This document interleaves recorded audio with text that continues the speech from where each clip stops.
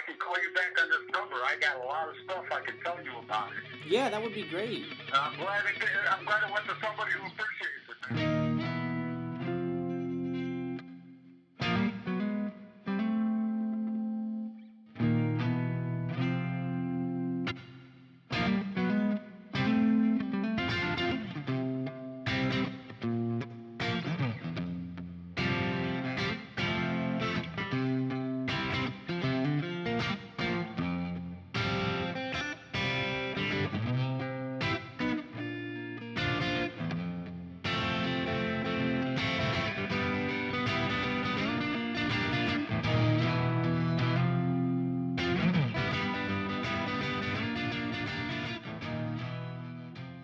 Hey guys, what is going on? Welcome back to another video. Thank you all so much for tuning in. And today I have what might be one of the most special videos I'll ever make. This is actually directly linked to last week's video where I posted that I got my dream guitar, which was this one, which was a 1963 Strat. And little did I know, basically, the history and the story that I was about to uncover with this guitar. And I'm going to fill you all in it. Essentially what happened is we found the original owner of this guitar. This is basically a one-owner guitar. Jim had this guitar for 56 years, and he recently sold it, and then I bought it from the refinisher who bought it from him. But essentially, it's a one-owner guitar. So I got to talk to Jim. I got the full history on this guitar, which I feel so fortunate to do. It's something I've talked about with my my KM Les Paul. It was made in 1979, and I always say, I always wonder, like, what was its history? What's its story before it got to me? And, there's so many of these guitars that you never get to hear the story. And not only did I get to hear the story about it, I got to hear the story from the person who owned it the whole time. And it was amazing. So I'll give you the full story, but I just wanted to point out how crazy this guitar journey is. The guitar was bought and sent here to Ohio. Jim moved to California. Came back to Ohio, sold the guitar, and this August, went to California. I bought the guitar, came back to Ohio, and it turns out that Jim and this guitar have been like 40 minutes away from me this entire time. Literally this entire time. They have been no more than 40 minutes away. So, it's crazy. Alright, so the whole thing obviously starts off with last week when I made the video. The guitar story doesn't start here, but my story, getting to know it, starts last week. I made the video about this guitar, and the video did really, really well. I was so happy to see a video about such an amazing guitar do well, really put the spotlight on the guitar. And I got an email from someone saying that, hey, my dad Jim, it was Orion, Jim's son, said my dad thinks that was his old guitar that he sold in August. And I was like, at first I was like super suspicious. I'm like, what are the odds of this happening? A few emails back and forth. And even Jim's wife, Leslie, hi Leslie, sent me an email, or not an email, a Facebook message. And was just like, hey, Jim's pretty sure that's his old guitar, and we would love to tell you the history of it. Because like I said, it's a one-owner guitar. Jim had the guitar for 56 years before he sold it in August. And I was just like, this is too good to be true. Well, sure enough, they sent me pictures of the serial numbers, and the wood was actually, the guitar was actually down to bare wood whenever he sold it. So I could literally match the wood grain, because this is a translucent white finish. So I can see the wood grain through the entire body. So not only could I match kind of the more odd wood grain patterns, but I was just like, this is incredible. This is the guitar. So like I said, I have pictures of it right before Jim shipped it. And you can see that. I'm like, oh my God, this really is the same guitar. And I was like, of course, yeah. Once we kind of got all that stuff out of the way, I was like, I'd love to set up a time to talk to you, and just if you could tell me about the guitar, I would be so happy. So Jim gave me the entire history of this guitar. This guitar has been on such an amazing journey, and I just wanted to share it with you guys. So we're going to go ahead, and that's kind of where my story, my part of it will end for now, but trust me, some crazy stuff comes into play of how I even got the guitar, and how Jim ended up selling it, and how this ever happened. But let's kind of talk about Jim's story of the guitar.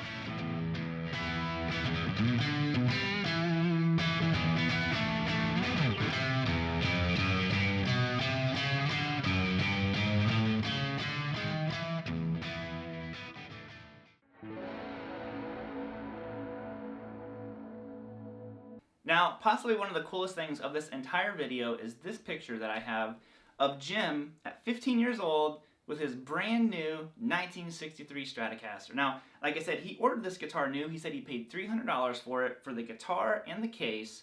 Like I said, brand new, back in Cleveland in 1963. Now, what happened was the guitar came in. He wanted a solid white guitar. He said that's what a lot of people around had, these solid white guitars. Now, this one came in and it was a translucent white, so you could see the wood grain through it. A lot of the other ones, he said, were just white. You couldn't see the wood grain. And he was just like looking at it, and he was like, I ordered a white one. And the guy's like, no, this is, this is like a custom color, something like that. He said, I can order you another one, but you'll have to wait another 6 to 8 weeks for it to come in. And then I can give you that one. And Jim was like, no, this one's cool. Like, he loved the translucent white, and which I do too. So this is, of course, not the original finish. This has been refinished, but this is essentially what it probably would have looked like new back in 63. So like I said, Jim got it, $300 for this Strat and the case. Now the case I have is not the original case. I thought it was. It's actually not. That has a little story of its own that I'll tell here in a little bit. But like I said, he got this guitar. This was his main guitar for many years. You can see here's a band picture of him from a promo picture of his band, The Sensations. And just getting to get that first little bit. So like I said, this guitar, he's had it since it was brand new. Like, literally ordered it. It wasn't even on, he didn't go into a music store and get it off the shelf. He ordered it, and it came in, and it was his. And it's been his, this entire time. So this is more of the crazy stuff to me, is Jim was telling me about how he got to see the Beatles in Cleveland, and how he was essentially playing early rock music, in the 60s. And then he said when he heard Hendrix, he said it was just like nothing he'd ever heard before, and he knew, he's like, that's what I want, that's what I want to sound like. That sound is what I wanted. And what I think is really cool is, obviously this guitar looks just like Hendrix's 63 Strat. So, he had it before Hendrix was like a big artist and all that. But I just thought that was really, really cool. And he said he packed up, he moved to California, he was pursuing music. He got married to Leslie. This is all like in 68. So a lot of stuff happened in 1968 for Jim and the guitar. Like I said, he moves to California. He's out there. He was telling me how he got to see Hendrix out there. He got to see Cream. He got to see, I forget who he said he was watching, but Santana, this is like, was the opening act. Then, and at the end of 68, he actually moves back to Ohio. So he moves back here, and he gets in a car crash. And what happens is the guitar was in the trunk, and he got rear-ended, and basically it destroyed the case. He said it completely, crushed the case. But the guitar was fine. So the case did its job. So thank you, original case. Otherwise, we wouldn't have this story at all. So guitar was totally fine. And then, of course, he had to get a new case for it. So like I said, I thought this was the original case, but it's actually not. He said that is not the original case. The original one was destroyed. And, which I'm just like, yo, it's cool with me, because it just means that case did its job. And so like I said, already this guitar has, what really fascinates me is it came from Ohio, went to California for a little while with Jim, came back to Ohio. Now when Jim sells it in August, it went back to California. Then I bought it, and it comes back to Ohio. What a crazy ride. I'll talk more about that here in a second.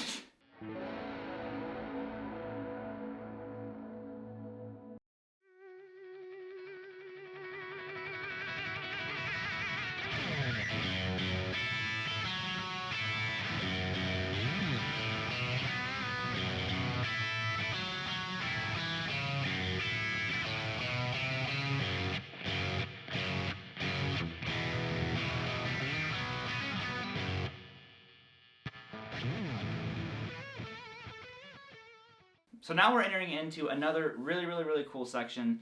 Essentially, Jim said he got a Gibson. I believe it might have been, if I'm remembering correctly, it was a 54 gold top, or it could have been his hollow body. I can't totally remember. I didn't confirm that with him when we were talking. But he said he got a Gibson, and essentially then the Strat was played less. Not like it wasn't played. It was just they kind of shared the load. Like the Strat was the main one, and then once he got the Gibson, they just kind of shared it out. Because Jim got into, he said, a lot of jazz music. Me and him were kind of chatting about, we both love George Benson and Mike Stern, and there's so many of these great players. Like, obviously Hendrix was mine and Jim's first connection, but then he started talking about George Benson. I'm like, oh my God, I love George Benson. and all that kind of stuff. So he was getting into other styles of music, and he said he had this like really big like psychedelic phase in his playing. And his friend, which again, this was just kind of like another crazy coincidence in my opinion, that his friend Al Baker, no relation to me at all, but Al Baker painted the guitar. So at this point, so he painted the guitar black and put this like psychedelic paint job, which I said I've got pictures of it, and this psychedelic paint job on the guitar. And he said what happened was the clear coat that he put on it didn't take to the paint, like it didn't adhere to it, or whatever the term, technical term is. But basically, all of the paint started to basically get really blurry, and he said eventually it was just like a green almost blob. Like he really didn't like the way that it looked. So after it had just kind of gotten to the point where it just didn't look good anymore, he said he got out the sandpaper, sanded the whole thing down. And then he saw the wood grain, like really saw it for the first time. Like I said, you can see it through the paint, but when you see these other pictures, obviously you see a lot more of the wood grain. And this guitar, like I said, he liked the way it looked, so he left it. He was like, I'm just gonna leave it. And he was telling me that the only thing he ever replaced on this guitar was the volume pot and the 5-way switch that's in it right now. And he just said, like, other than that, the neck has barely been off the guitar. He said, he never really took it apart. It's only been off a couple times. Obviously, when it got refinished, the neck would have came off again. But it's just wild.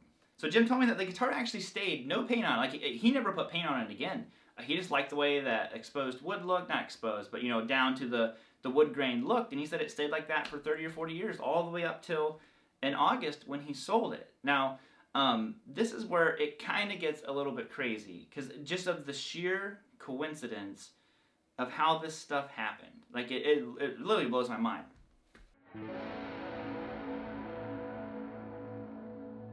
So back in August, we were going to buy, me and my wife were going to buy another 63 Strat. It was a Sonic Blue, beautiful Strat. And I was so excited. Finally, like I said, I'm going to get my dream guitar. I've always wanted this one. And basically, our roof was looked at, and they found out it had 3 layers on it. It was getting dangerous, and we needed to get our roof redone. So unfortunately, strat plans were no longer an option. It was just kind of like, shoot, well, whatever. It'll happen whenever it happens. This is just kind of being an adult. You got to do that sometimes, contrary to popular belief of the guitar player. But anyway, so it was just kind of out of my mind at that point. I'm just like, well, whatever. We'll get it at some point. And then issues with the computer, had to get a computer. And I'm just like, okay, this is just not happening this year. Because that was actually a really big goal of mine, was to get my pre-CBS Strat this year. And I'm like, it's just not going to happen. So anyways, at the same time that this was happening to me, Jim ended up selling his 63 on eBay. So like, I didn't look on eBay, so there's no way I would have seen it. And like I said, in its raw finish and all that, and because he needed a new roof. Both of us are having these 63 Strat things going on, all roof related, and that was just kind of like, he said he's bummed out, he didn't want to get rid of it, but again, you just got to do what you got to do sometimes. And so he sells it to this guy, it's a refinisher, and that's just kind of like, he said that he thought that was the last time he'd ever get to see it. Like, that was just the end of his journey with the Strat. And fast forward a few months, I'm like, okay, we can get the 63 Strat again. And I happened to get on Reverb originally to get the same one that I was gonna get before, and there was this new one, this blonde that wasn't there before, this guitar, and it was more expensive, and I was just like, man, does that one just like, it just got my attention. It was just so beautiful.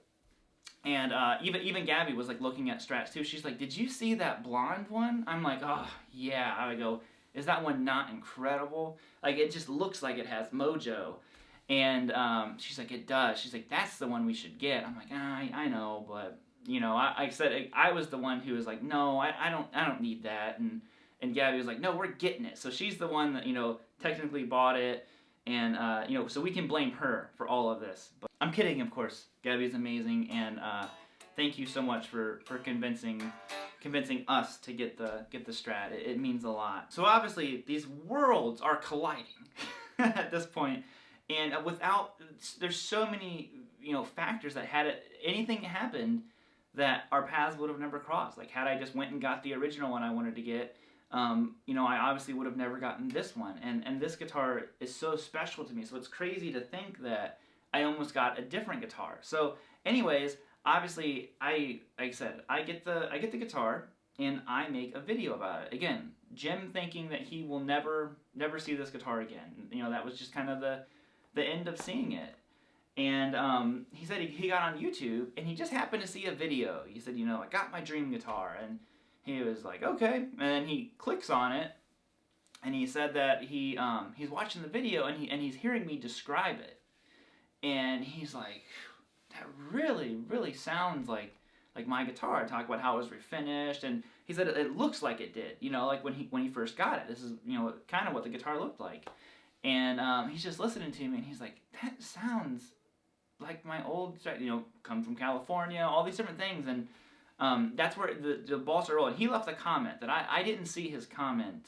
It was, like I said, it was Orion's message to me, the email, that really got the ball rolling. But he's just like watching it, and he said that he's like, that's my old Strat, So again, and another, like I said, another to me like mind blowing moment is, had the video not done so good, and YouTube kind of threw it in the algorithm, he probably would have never seen it.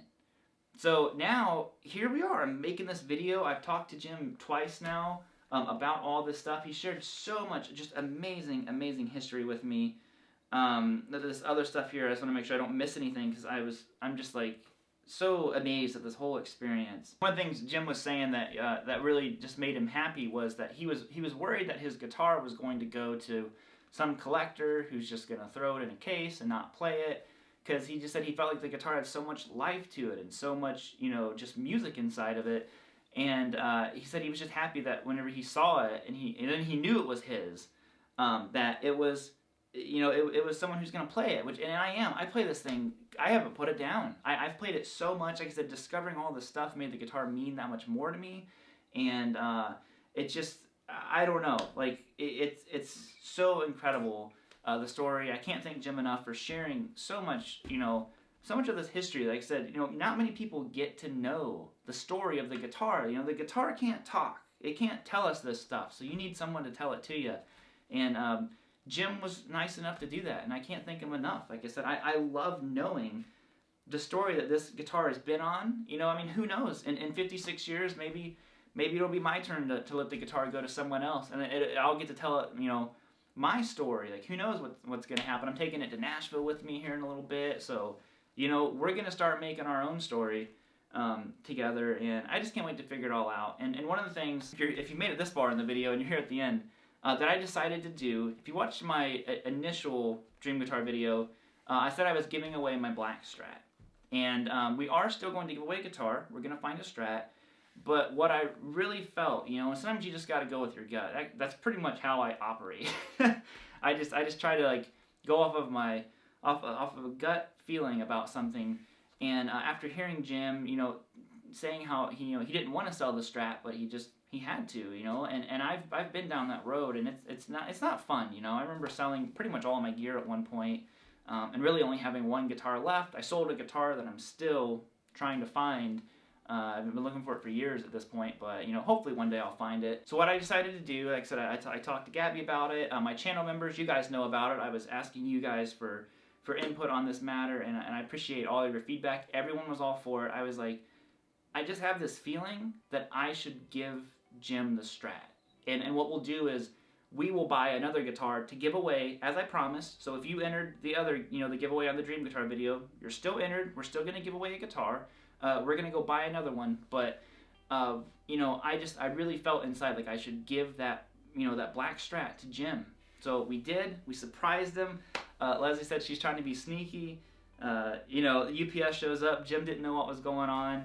And, Jim called me that night when he got the Strat, and he was just, it was just nice to talk to him again, and he was telling me that he liked the Strat, how he played it until his fingers were hurting, and it's the perfect way to end this little section of this guitar. So I hope that Jim enjoys the guitar. I hope you guys enjoyed this video. this is a video that it just meant a lot. I hope people see it, because I'd love for people to see Jim, and I've named the guitar Blondie, although some people keep calling it Blondie Pete. So again, I'll say a huge thank you, of course, to my wife for being supportive and even wanting me to get this guitar. Thank you to Jim and Leslie. Thank you to my channel members for helping me. Like I said, when I was like, you know, guys, I feel like I should give this guitar to him. Like, what are you thinking about this? And everyone was like, dude, do it. That's what you should do. And it was just good that so many people were on the same page and was getting the same vibe from the situation that I was. So that meant a lot, and it's made the whole thing that much better. So I'm gonna go ahead and quit blabbing at you. I'm gonna get off here. So I hope you guys enjoyed the story, and from me and Blondie Pete, we'll see you all later. Bye, guys. Whoop.